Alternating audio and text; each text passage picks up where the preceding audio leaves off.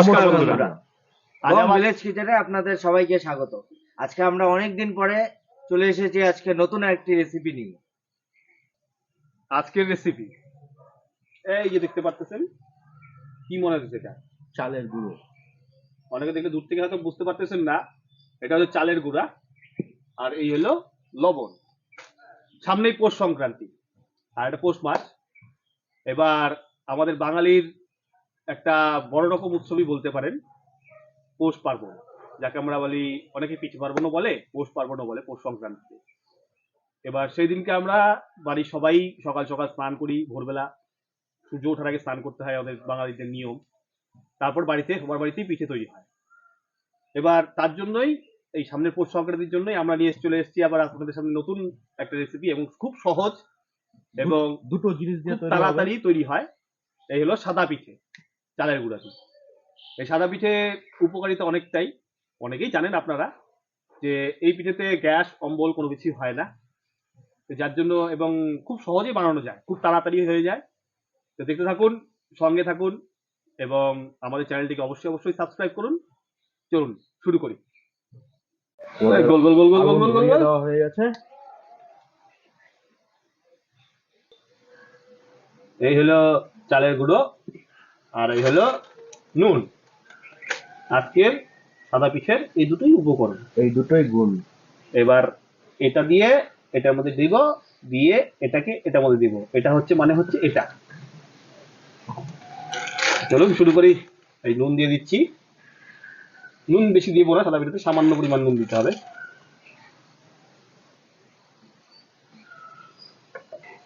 এবার ভালো করে গুলিয়ে নেব।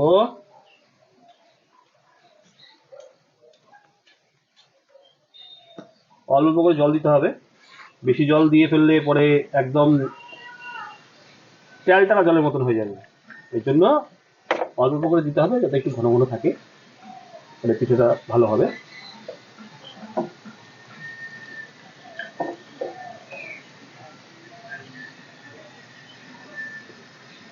ভালো করে ফেটিয়ে নিতে হবে জল দিয়ে।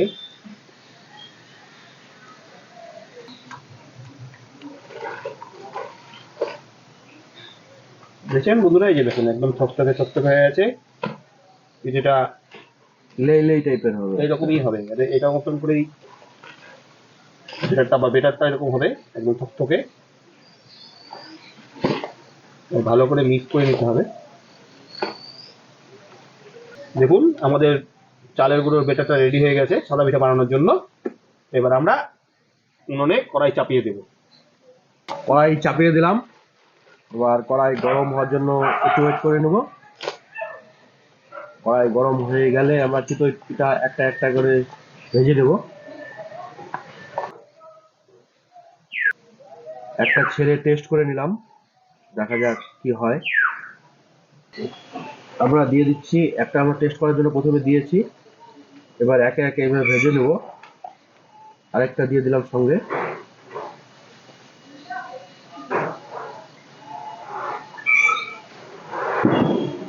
এইভাবে একে একে ভেজে নেব। দেখুন এটা মোটামুটি ভাজা হয়ে গেছে প্রায়, এটা অটোমেটিক হয়ে যাবে এবং নেমে যাবে, ভিতর থেকে সেদ্ধ হয়ে আসবে।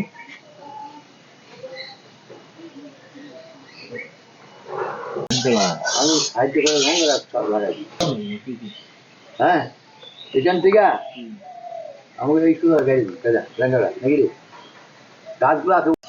পেঁয়াজের পকোড়া হবে, পেঁয়াজের পকোড়া। এই যে দেখ, সব রেডি করে নিয়ে আসছি একদম, দেখছিস? পিঠে ভাজতে ভাজতে মনে হচ্ছিল এটার সাথে আরেকটা রেসিপি বানিয়ে নিই, সকালবেলা খাবারটা হয়ে যাবে। তার জন্য এটার সাথে আমরা ভাজবো হচ্ছে পেঁয়াজ পকোড়া। আপনারা দেখতে থাকুন। মুসুর ডাল দিয়ে পেঁয়াজের পকোড়া পেঁয়াজের সকাল পকোড়া, সকাল। এরপরে নামবে হচ্ছে পেঁয়াজের পকোড়া। পিঠা আমাদের কমপ্লিট।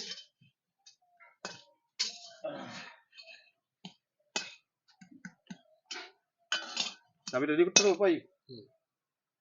আমাদের চিতই পিঠা বা সাদা পিঠা বানানো রেডি, একদম কমপ্লিট। দেখুন, খাওয়ার এটা জন্য আপনারা চায়ের সাথে খেতে পারেন, এটা 4-5 দিন আপনার বাড়িতে রেখে দিয়েও খেতে পারেন। নষ্ট হবে না, অনেকদিন প্রিজার্ভ থাকে এটা। এর সাথে আমরা বানিয়ে নিব হচ্ছে মুসুর ডালের পকোড়া, সেটাও একসঙ্গে করব আমরা, দেখতে থাকুন। ডাল বাটা বাটা করে একদম পেস্ট করে নিয়ে আসি ডালটাকে, মুসুর ডালটাকে। এবার ধনে পাতাগুলো কুচি কাটে নিবো, কাঁচা লঙ্কাগুলো কুচি করবো, আর পেঁয়াজটা কুচি করাই আছে, তবে একটু বেশি করে কুচি করতে হবে। পেঁয়াজের পকোড়ার জন্য কুচিটা একটু বেশি ঘন লাগে, ঝিরি ঝিরি।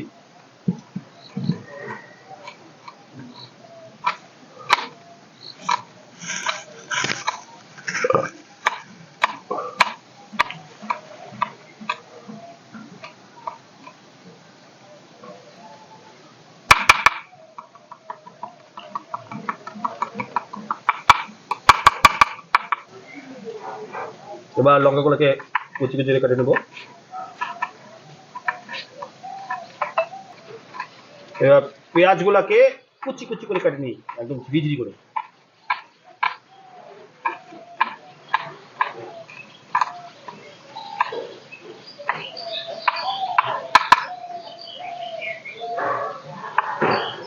যেগুলি এতগুলো পেঁয়াজ হচ্ছে। আমরা পকোড়ার মেন যে উপকরণটা সেটাকে বানিয়ে নিচ্ছি। এটার জন্য নিয়ে নিচ্ছি পেঁয়াজ, এখানটায় আমাদের ধনে পাতা আছে, তার সাথে আছে লঙ্কা কুচি, সেটাকে একসঙ্গে নিয়ে নেব। একটা বড় গামলাতে নিয়ে নিচ্ছি।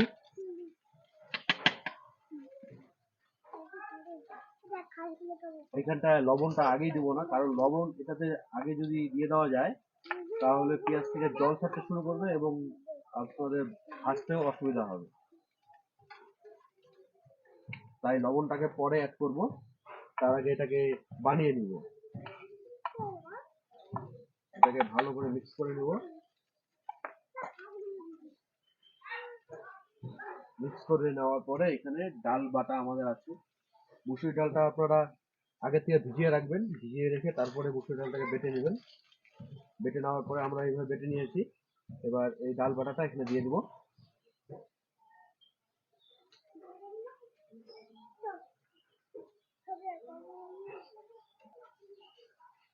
ওকে ভালো করে মাখিয়ে নেব।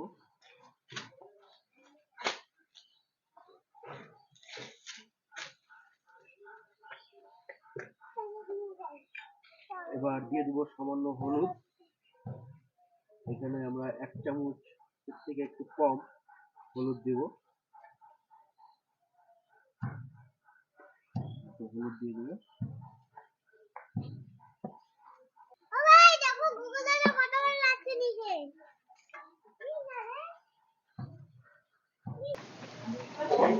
না আমি আমাদের তেলটা গরম হয়ে এসছে, তেল গরম হয়েছে কিনা তার জন্য একটা টেস্ট করেছিলাম অল্প একটু দিয়ে। এটা যেহেতু লাল লাল হয়ে এসছে, আমাদের তেলটাও গরম হয়ে এসছে। লক্ষ্য করেছেন লবণটা আগে দেইনি, লবণটা এখন দিয়ে নেব, দিয়ে তারপরে ভাজতে শুরু করবো। লবণ দিয়ে দিচ্ছি 7 চামচ মতন। পকোড়া এটাকে সুন্দর করে মাখিয়ে নেব। খেতে পারবেন না আর কি পিঠা ছেড়ে দিচ্ছি একে একে।